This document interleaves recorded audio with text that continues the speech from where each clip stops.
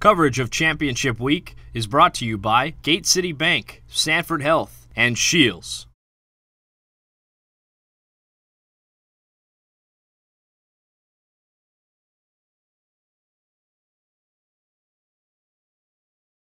Quick congratulations to the men's and women's basketball teams on a great weekend. It was fun to get out there. A lot of our guys were out there to watch the games, and great atmospheres, and it's fun to watch good competitive teams, and I want to, especially Marn, fun to watch your girls, how competitive they are. And I don't know a lot about basketball. I try to give Walthall some tips now and then, but it's fun to watch those girls compete, and it was really neat to see it. And then Dave, you and I have talked an awful lot, but the second half watching LA and Corey play, you can tell that they're the guys that are your leaders, and a lot of fun for me to just see those guys compete, and you can tell it's rubbing off on the other guys. So enough about basketball. Let's move to football, and we've got a big week, obviously, and we've got a couple where I just got done with a walkthrough.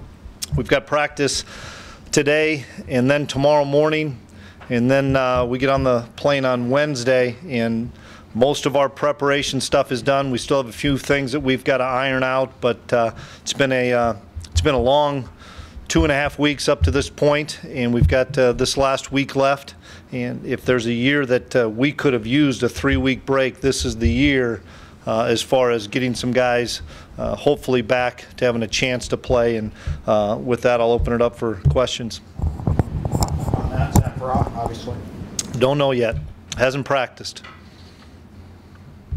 Or is he He's jogged around out there, but he's not in any position to practice or go full speed, so he would be really questionable. Where's the breaking point? Because you need him to practice, don't you? I mean, so he doesn't. We'd like to have him practice, absolutely. Absolutely like to have him practice, and we were off yesterday, and so we'll learn a little bit more today. I'd like to think he could run around, if nothing else, Wednesday, Thursday, and Friday down in Frisco, but the jury's really still out. He's not ready to run a full-speed route as of today. Mike Hardy, coach? Really, that's real encouraging for us. He's 100% and took that full week off that we had. He's in on all of our base stuff. He's in on all of our nickel stuff. He feels as close to pre-Iowa State as he's felt all year, and that really gives us a big spark on defense to be able to do some multiple things. Stopping at Illinois State, does it start with Roberson or does it start with Coppridge? It's a combination. You can't say we're going to take the ball out of Coppridge's hands every time and let Roberson beat you, because he can.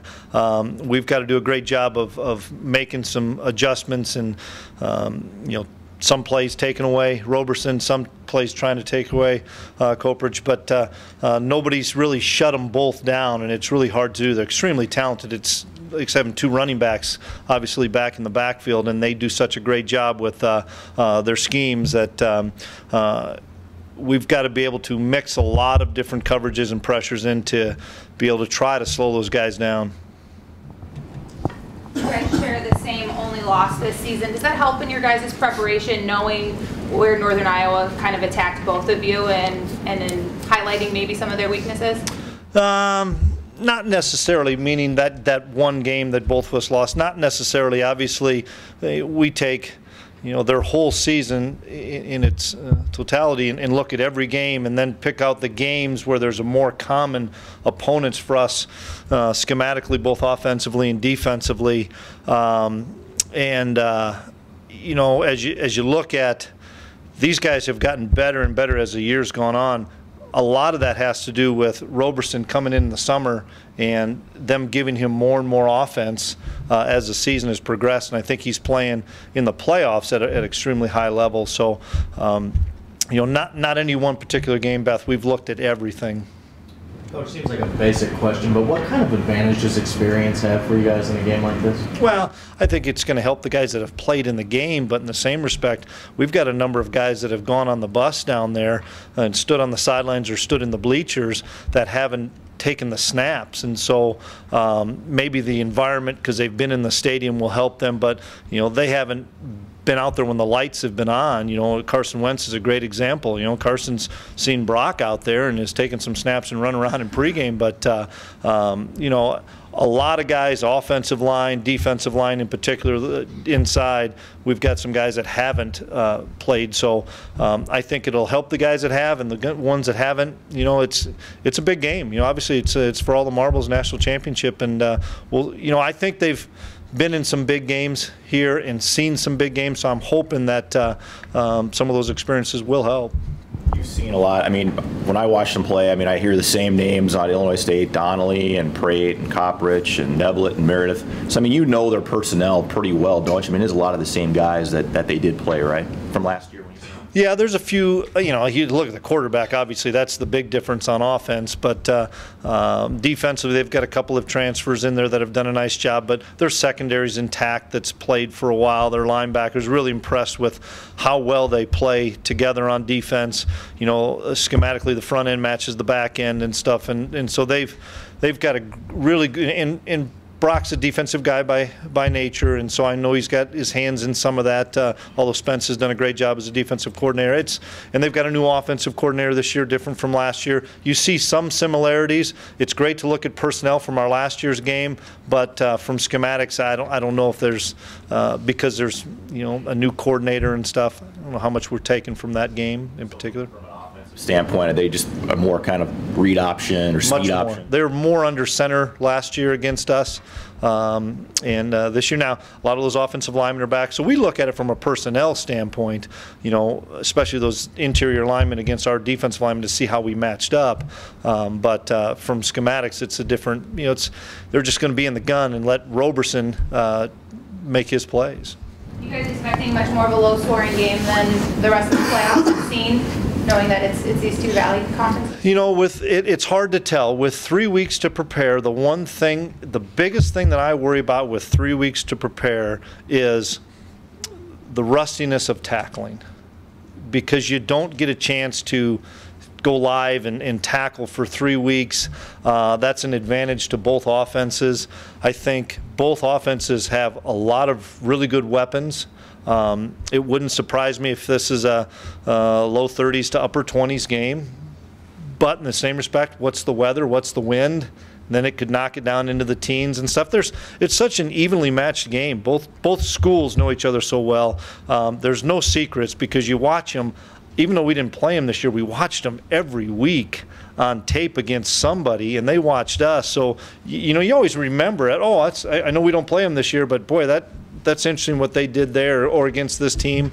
You know, so I don't know. I mean, bet there could be, the weather could play a factor, but I think both offenses have enough weapons that they could make this a pretty high-scoring game.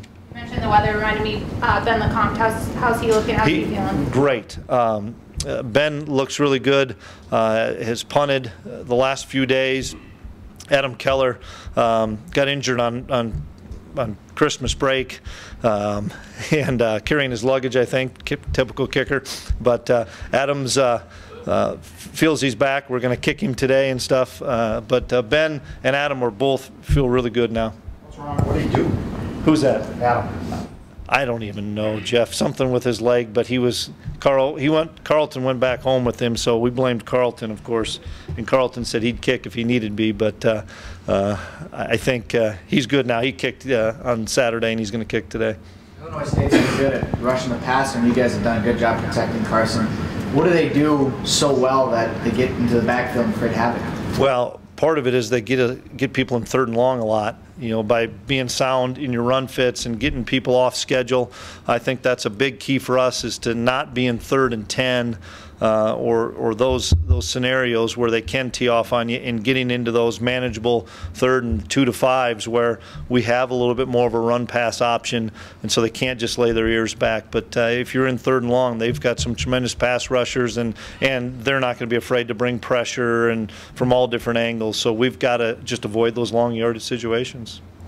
How are your scout teamers handling working as grunt people all the way through? You know, Jeff, that's interesting you say that, because we were talking about it as a staff. I got to commend all of our guys for the grind. Coach Kramer gave those guys a few days off at the 4th of July. And then we came back after the 4th and have gone straight through up until, you know, the 22nd of December. And we took 4 days off there, and then we came back on Sunday the 28th. You're a freshman, and you're usually halfway through your basketball or wrestling season right now. And these guys are still out there practicing from August 2nd until they're practicing in January 5th today. That's hard. That's really hard. I think this year, with that third week as well, each day for the last week, we've done something with those guys where it's a competition amongst themselves. We would go one-on-ones the days we didn't have pads. We'd go inside run, or we went a live scrimmage, or we just did individual work just to try to almost treat it like 10 days of spring ball for them, so that we get a great evaluation prior to spring ball even starts of, here's what we have coming in. You know, I've been very impressed with some young defensive backs and some young wide receivers and the young O-line and D-line battling it. I think that's the only way to keep them going, because you're right, hey, you got to go against Mike Hardy and Kyle Emmanuel and Brian every day. Now you get to go against some of your peers. I think they've enjoyed it more this week. Now, don't get me wrong, it's hard when you don't get a chance to go home. And then the other thing with the 3-week break that I don't like for our guys is, you know, you play on January 10th, get home late on Saturday night, Sunday you watch a little football, and you're in class on Monday morning the 12th. That's hard if you're a freshman, that you've gotten, you know, some of those kids that we had from long distance in Florida and stuff didn't get a chance to go home because there was only a 3 or 4 day break and the flights were too high. And so I wish this game were a week earlier, if nothing else, to get everybody an opportunity to get out of here for a week. But that's the way the calendar lays, and I don't think it's going to change. I think it's always going to mirror the FBS game. Coach, Brock has mentioned it to Jeff and I both about looking at NDSU. It would be nice if somehow the game with NDSU and Illinois State came about. Did you guys think of that at all? Say, but you know, down the road, it'd be kind of neat if we met Illinois State somewhere. Oh, throughout the season? Yeah, absolutely. You know, well, when we saw it when the bracket came out, we got 5 teams in, which was great. And the thing that we obviously didn't like, but it's the nature of what it is, 2 of the Valley teams are going to get knocked out with us playing South Dakota State and them playing Northern Iowa. But we thought the winner of those 2 games had a great chance to advance to the championship game. And, you know, we've talked about it, and I'm excited for them. I've got a number of friends on their staff. We've got great respect for their program. I was rooting for them to beat New Hampshire. I would hope, and I think they were rooting for us to beat Sam. It's a great thing for the Valley. I mean, we've been talking about trying to get more than 2 teams in. We get 5, and people probably were scuttling saying, boy, 5's too many. Well, it played out that the best 2 teams left are from the Missouri Valley, and I think all in all, people throughout the country, hopefully in years to come, realize that. So when there is a 7-4 bubble team, and it's between us and another conference, that they choose the Valley school. Evaluation of your offensive line. I mean, you had essentially 5 new starters in position-wise for sure. And you got a new offensive line coach. For us, you mean? Yeah. Your thoughts on how that progressed over the year? They gelled really well. Obviously, Joe Haig being back, and I think Joe's one of the top offensive linemen in the country, and I think he was an All-American and he deserved it. We played exceptionally well that first game against Iowa State. And then we had some lulls in there, but those guys just kept getting to know each other, kept gelling, kept understanding our program and our playbook and understanding schemes. And I thought Coach Riley's done a tremendous job of keeping all those guys in the mix. You know, we were playing 7 guys up until Schuler got hurt. And to do what we've done offensive line-wise with the new starters, new coach and stuff is hats off to Coach Riley and those guys. And I say the same thing about, you look at our team and our coaching staff. You know, you talk about previous staff that left and some of us that stayed. You don't get to a national championship game very often by having a new head coach, 2 new coordinators, a new offensive line, and basically a new interior line, unless people really get along, really have great chemistry, and coaches and players alike buy in, and they've done that. What was it about Coach Riley? He hadn't coached the offensive line for a while, right? He was. Well, he wasn't at UNO. He was at Nebraska Omaha. He was the offensive line coach, and then he came here as a tight ends coach. But no, he's an offensive line coach by trade, and he's a dynamite offensive line coach. Those kids really like playing for him. So did you see some evidence that he knew his stuff on the offensive line? Because he was, like you said, a running or the fullbacks coach. He was tight ends fullbacks last year, but he understands the whole gamut of offense. Just sitting in on all those meetings that I did in the spring with the offensive linemen, I knew it was going to be a great fit, and those guys have really gelled together with Coach Riley. Speaking of systems, I think this is Randy's probably first title game. I think it is. Pretty long career. What do you see in him and these last 3 weeks for him? You can tell he's really excited. You can tell he's happy that he came to Fargo, and we were ecstatic to be able to get him to come here. His experience, his wisdom, his professionalism, and how he handles situations, how he handles Carson, whether it's at practice and games. It's such a calm demeanor. That's why Carson's so calm as well, as just the way that Coach Hedberg handles him. And very excited for Coach Hedberg to be able to come here. I'm excited for all these new assistants to come here for their first year, and me telling them, it's been unbelievable the last 3 years. I don't know if we can keep this thing going, but I think we have a pretty good football team, and it's going to be hard because you're all got to get to know these players, and they got to get to know you, and to be able to do that's remarkable. Coach, how important is it for a program to have the freshman success that you guys have, the first-year players like guys like RJ and Nate Tangway? How important is it because we saw that with the freshman class 3-4 years ago, how important is it to have that to keep this thing rolling? Well, we've got to have a stability in the freshman class. We've got to be able to retain the freshman class. And the last year's class was exceptional, and this year's class I think can be just as good.